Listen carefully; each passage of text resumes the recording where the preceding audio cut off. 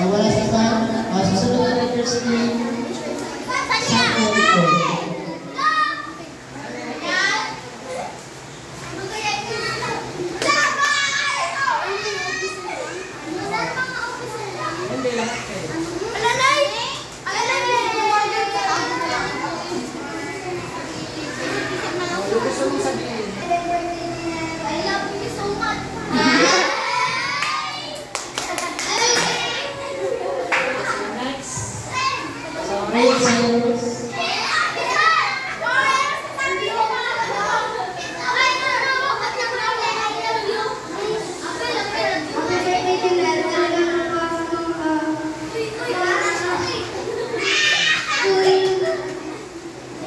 Thank you.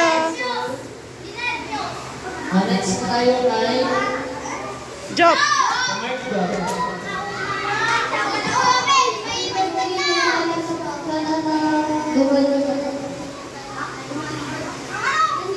Okay, next Marvelous.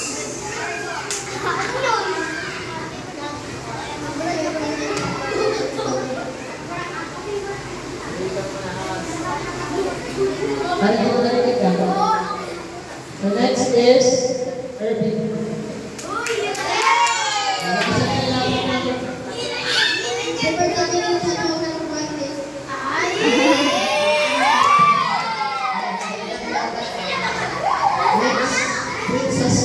Wala kanta! Sir, naiya ako eh.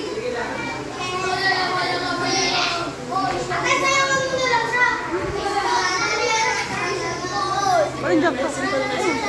Dita! Happy birthday, Jinen. Ano magagawin mo sa?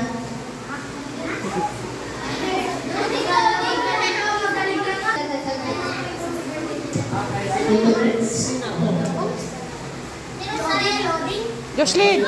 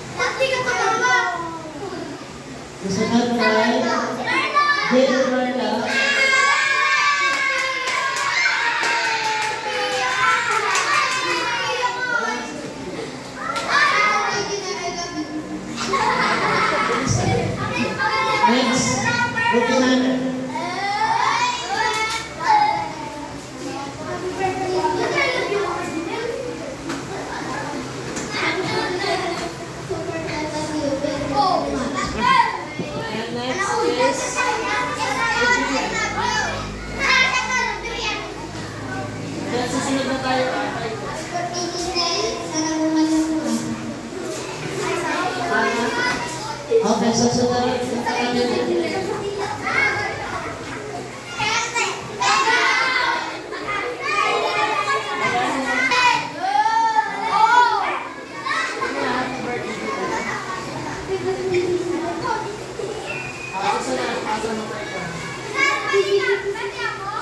Hindi yung mga pangtapos ko.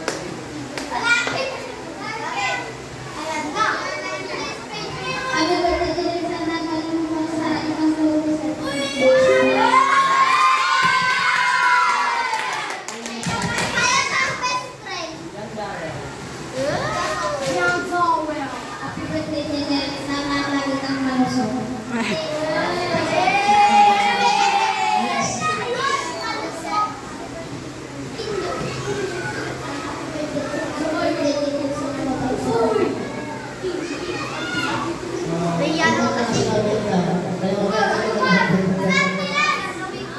Boyo!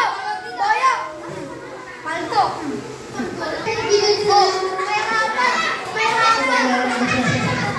May hapon ako.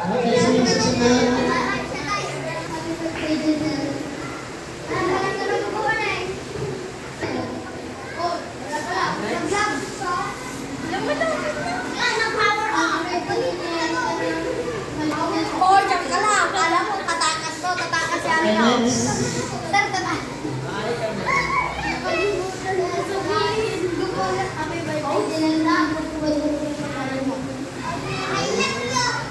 Ang susunod na.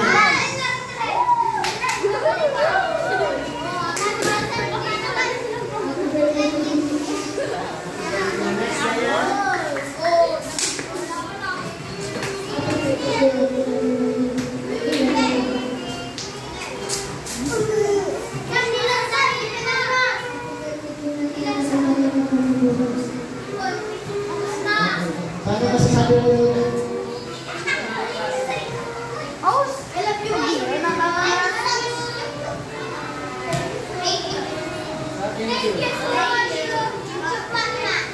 Okay, so ako naman message ko ay sa happy birthday Janelle. Message ko lang sa kanya kasi kapag nandito ako sa harap, minsan pag tumitingin siya sa kaliwa ay sa kanan pala, nakikita niyo si Chloe na parang nag-distract siya.